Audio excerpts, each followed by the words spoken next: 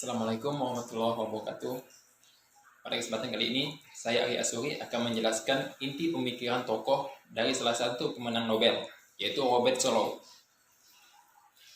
Model pertumbuhan Solow menunjukkan bagaimana tabungan, pertumbuhan ekonomi, dan kemajuan teknologi mempengaruhi tingkat output dan pertumbuhannya sepanjang waktu. Teori Solow melihat dalam banyak hal, mekanisme pasar dapat menciptakan keseimbangan. Nah, dari keseimbangan ini, maka pemerintah tidak perlu terlalu banyak mencampuri atau mempengaruhi pasar. Pemerintah cukup sebagai kebijakan fiskal dan kebijakan moneter. Nah, dalam teori yang dikembangkan oleh Solow ini, diasumsikan bahwa perekonomian adalah tertutup. Perusahaan memproduksi barang dengan kombinasi tenaga kerja dan modal. Tingkat pertumbuhan ekonomi berasal dari 3 sumber.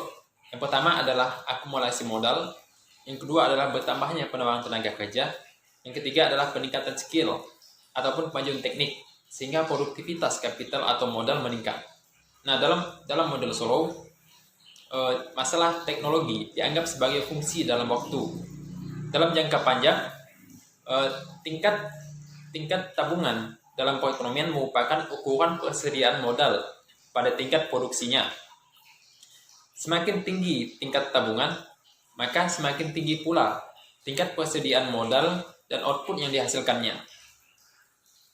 Kita ambil saja contoh misalnya, ada suatu negara yang dapat menciptakan tingkat tabungan yang tinggi dengan banyaknya masyarakat menabung di bank. Nah, maka kemampuan negara tersebut dalam melakukan investasi juga akan menjadi tinggi.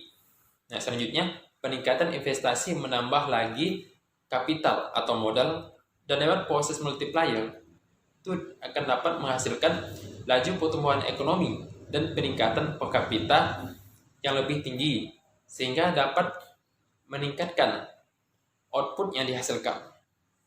Jadi secara keseluruhan, kesimpulannya adalah saya sependapat ataupun saya setuju dengan teori yang disampaikan oleh Robert Solow. Kenapa saya katakan demikian?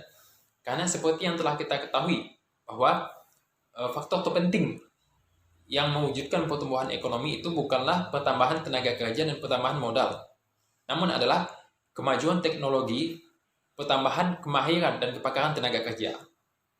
Model pertumbuhan ekonomi Solow dirancang untuk menunjukkan bagaimana pertumbuhan persediaan modal, pertumbuhan angkatan kerja, dan kemajuan teknologi berinteraksi dalam perekonomian, serta bagaimana pengaruhnya terhadap output barang dan jasa suatu negara secara keseluruhan.